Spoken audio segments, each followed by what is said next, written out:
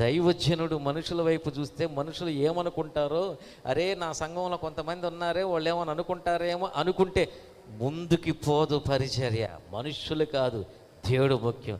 దేవుడి పని జరగాల. హల్లెలూయా, హల్లెలూయా. ఏడైనా ఉంటారు ఇట్టటోళ్ళు. ఇక్కడ చూడండి ఎంత ఈ యేసయ్యకున్న అదృష్టం మహద్భాగ్యం అంటే అనకూడదు, కానీ ప్రభు ఎన్నుకున్న వ్యక్తులు ఎవరై అంటే ఆ శిష్యుల్లో బహుశా ఇస్కరియోతు యూదా కూడా ఉండొచ్చు. కానీ యేసయ్యని ఒక్క మాట, ఆయన క్యారెక్టర్ని ఒక్క మాట తప్పుపట్ల వాళ్ళు ఎవరు?